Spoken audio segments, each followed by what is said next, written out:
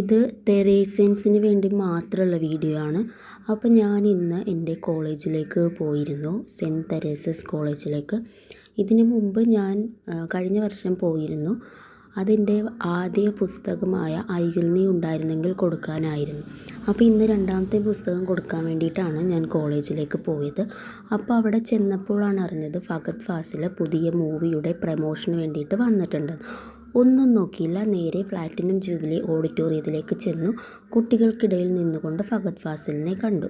ഒരു മിന്നായം പോലെ കാണാൻ പറ്റിയുള്ളൂ. അത് കഴിഞ്ഞിട്ട് ഞാൻ എൻ്റെ ദൗത്യത്തിലേക്ക് കടന്നു, നേരെ ലൈബ്രറിയിലേക്ക് പോയി. അപ്പോൾ ഇത് ലൈബ്രറിയുടെ പടികളാണ് ഈ കാണുന്നത്. അപ്പോൾ ലൈബ്രറിയിലോട്ട് ചെന്നു, കാര്യം പറഞ്ഞു. അങ്ങനെ ഞാൻ എൻ്റെ സെക്കൻഡ് ബുക്ക് കൊടുത്തു. അപ്പോൾ ലൈബ്രറിയുടെ ഉള്ളിലുള്ളതൊന്നും ഞാൻ എടുത്തിട്ടില്ല. പിന്നെ നേരെ ഞാൻ സയൻസ് ബ്ലോക്കിലേക്ക് പോയി.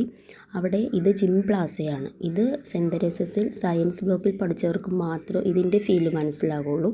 ജിം പ്ലാസ എന്ന് പറഞ്ഞാൽ ഞങ്ങളുടെ ഒരു വളരെ നൊസ്റ്റാൾജിക് ഫീലുള്ളൊരു സ്ഥലമായിരുന്നു. ഇത് ഹോം സയൻസ് ഡിപ്പാർട്ട്മെൻറ്റാണ്. ഇത് ഞാൻ കാണിക്കാനുള്ള കാര്യം എന്ന് വെച്ച് കഴിഞ്ഞാൽ, ഇത് സയൻസ് ബ്ലോക്കിൽ പഠിച്ചവർക്ക് മാത്രമേ മനസ്സിലാവുള്ളൂ. സയൻസ് ബ്ലോക്ക് കംപ്ലീറ്റ്ലി ചേഞ്ച് ആയിപ്പോയി. ജിം പ്ലാസയുടെ പകുതി ഭാഗവും ഇപ്പോൾ ഇല്ല, പൊളിച്ച് കളഞ്ഞു. അവിടെ സ്റ്റേജ് ഉണ്ടായിരുന്ന ഭാഗമൊക്കെ ഇപ്പോൾ പൊളിച്ചിട്ട് ഇങ്ങനെ ഹോസ്റ്റലിലേക്ക് പോകാനായിട്ടുള്ളൊരു വഴി നിർമ്മിച്ചിരിക്കുവാണ്.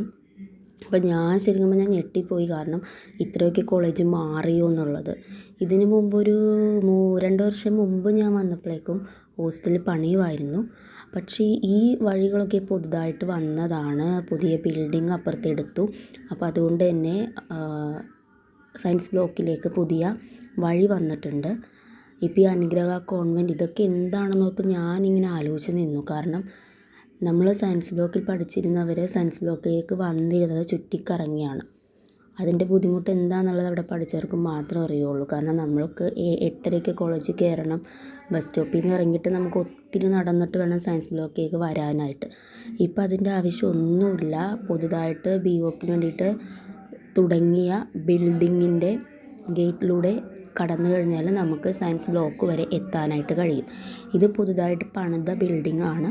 അപ്പം ഞാൻ നടന്ന് ഓരോന്നായി കണ്ട് അങ്ങനെ ഞാൻ പുതിയ ബിൽഡിങ്ങിലെത്തി. ഞാൻ ചെന്നപ്പോഴേക്കും ക്ലാസ് ഒന്നും ഉണ്ടായിരുന്നില്ല. കുട്ടികളൊക്കെ ഇല്ലാഞ്ഞതുകൊണ്ട് തന്നെ എനിക്ക് സ്വസ്ഥമായിട്ട് കാണാൻ പറ്റി. അങ്ങനെ ഞാൻ ഓരോന്നായിട്ട് കണ്ടു. കാരണം എപ്പോഴും ബസ്സിൽ കൂടി പോകുമ്പോൾ എനിക്കിൻ്റെ ഉള്ളിൽ കയറി കാണണം എന്നുണ്ടായിരുന്നു.